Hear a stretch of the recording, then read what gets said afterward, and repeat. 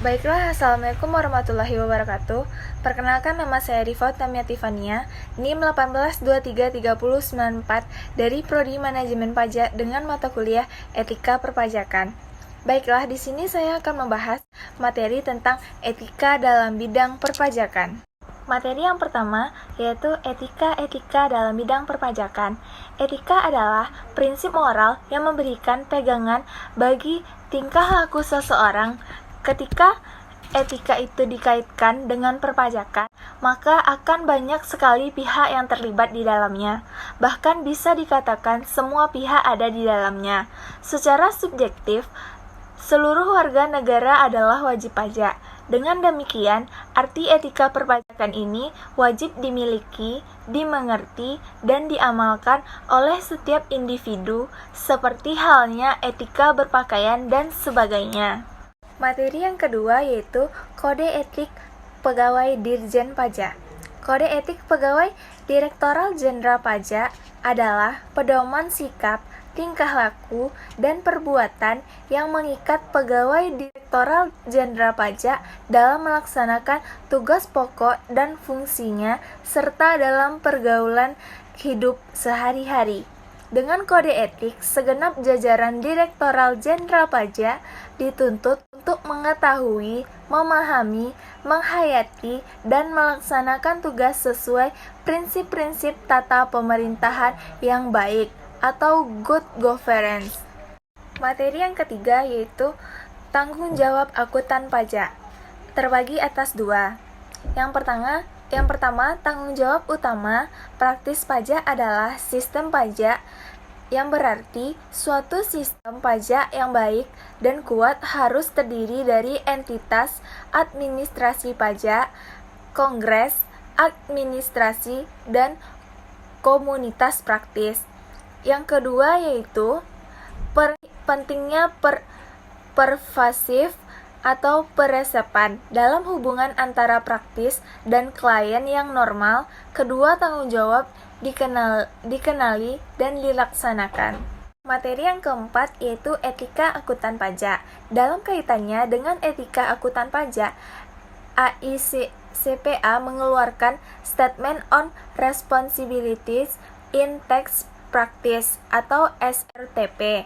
Adapun isinya adalah sebagai berikut.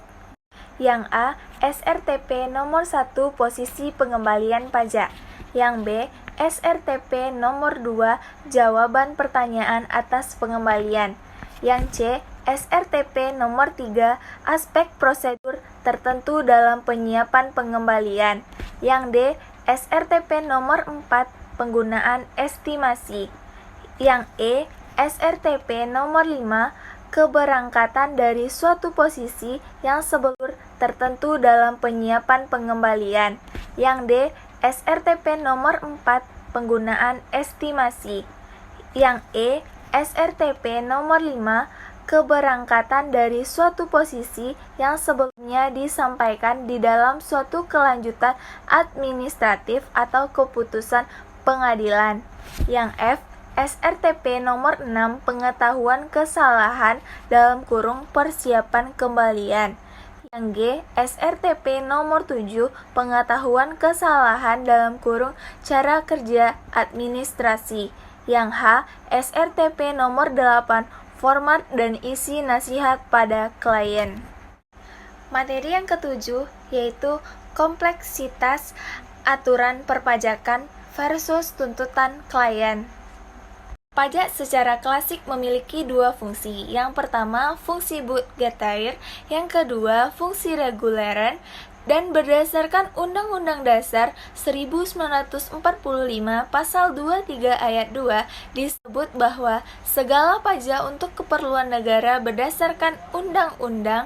Dalam hal tersebut dapat disimpulkan bahwa pajak memiliki fungsi yang luas, antara lain sebagai sumber pendapatan negara yang utama, mengatur kegiatan ekonomi, pemerataan pendapatan masyarakat, dan sebagai sarana stabilisasi ekonomi. Materi yang terakhir yaitu contoh kasusnya. Contoh kasusnya berdasarkan sengketa pajak. Kalau terjadi sengketa, yaitu hitungan wajib pajak dengan petugas pajak berbeda, maka apapun yang akan dipakai adalah hitungan aparat pajak. Dan hitungan itu harus dibayar lebih dahulu oleh wajib pajak sebesar 50% dari hitungan petugas pajak sebelum bisa dibawa kepada pengadilan pajak. Dan hitungan itu harus dibayar lebih dahulu oleh wajib pajak sebesar 50% dari hitungan petugas pajak sebelum bisa dibawa kepada pengadilan pajak. Apabila hitungan wajib pajak yang dinyatakan pengadilan benar, maka wajib pajak berhak menerima restitusi. Malangnya, uang restitusi itu kenyataannya tidak segera dibayarkan oleh Fiskus. Jika uang restitusi jumlahnya miliaran, jelas saja mengganggu arus kas para pengusaha. Inilah persoalan yang menjadi momok dalam disput antara wajib pajak dengan aparat pajak. Untungnya, dalam Undang-Undang KUP 28/2017, perhitungan SPT ditentukan secara bersama-sama. Jika ada perbedaan klaim angka, maka yang lebih dahulu dipakai adalah klaim wajib pajak. Belum masuk ke pengadilan pajak, wajib pajak hanya cukup membayar 50% dalam klaim hitungan wajib pajak sendiri. Baiklah, sekian materi etika dalam bidang perpajakan yang dapat saya sampaikan. Apabila ada salah penyampaian kata atau kalimat, mohon dimaafkan. Wabillahi taufiq wal hidayah. Wassalamualaikum warahmatullahi wabarakatuh. Terima kasih.